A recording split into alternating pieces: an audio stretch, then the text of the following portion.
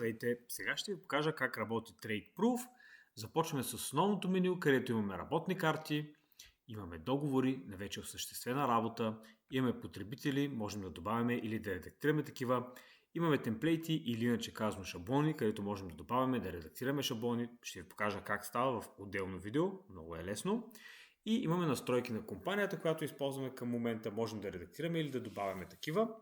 Съответно тук имаме име на компания, имейл, телефон, адрес, булстат и съответно логото на компанията.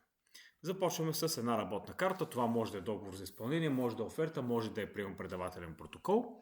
Нека да започнем и да видим как работи тя. Ето това е една работна карта, шаблона е SMR на български, съответно добавяме имейла на клиента. Започваме с това. На този имейл клиента ще получи своя имейл от сключения договор, приемо-предавателен протокол или за каквото ползваме в момента работната карта. Избираме дата на изпълнение, като можете да видите, че вече имаме данните на фирмата автоматично попълнени. Поставяме името на възложителя и адрес. Така.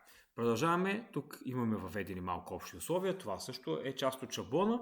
И след това имаме различни видове дейности. Като тук е време да отбележа, че тази работна карта може да се ползва през телефон, през таблет или през компютър. Еднакво лесно е на всички устройства. Тук имаме предварително зададени цена и вид. Ето тук на труда, например. Тук монтаж на два етапа. Първо имаме полагане на тръби. Имаме стенен тип сплит система, нейния монтаж и съответно можем да си добавим колкото бройки имаме. Това ще ни изчисли веднага цената. Можем да дублираме реда, можем да го изтрием, ако преценим, че не ни трябва в шаблона. Можем да добавим допълнителни редове, а най-важното е, че накрая можем да добавим отстъпка в евро, директно в сума или в проценти. Като и двете могат да се комбинират. Това е примерно само за труда. Продължаваме надолу, можем да изтрием цялата таблица, ако преценим. Продължаваме надолу, тук пък имаме вече материали.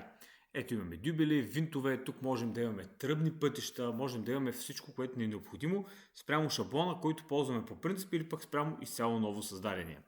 Също можем да добавим отстъпка в евро или отстъпка в проценти. Нека да добавим нещо, за да ни се калкулира. И имаме обща цена и за материалите, и за труда.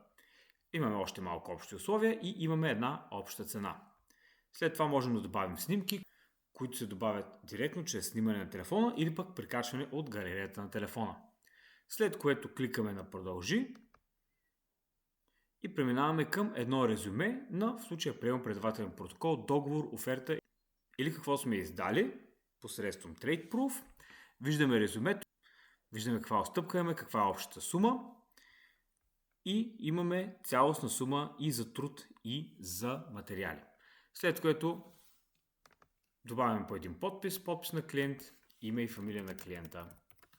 Запазваме този подпис, подписваме от страна на потребителя, като този потребител се взима по подразбиране от името на потребителя в системата. Кликаме приключване на поръчка и готово. Клиента получава на имейл копия от този договор. Ние получаваме на имейл също едно копие, имаме възможност да го свалим като PDF веднага или да го открием в системата в договори. Ето го в PDF. Изключително лесно, изключително бързо. Системата е готова за употреба веднага, без всякакви тежки и сложни инсталации или обучения. Благодаря, че изгледахте това демо. Ако и вие искате да се възползвате от толкова лесна за ползване система, свържете се с нас на tradeproof.pro или на 0883 360 966. Всичко добро!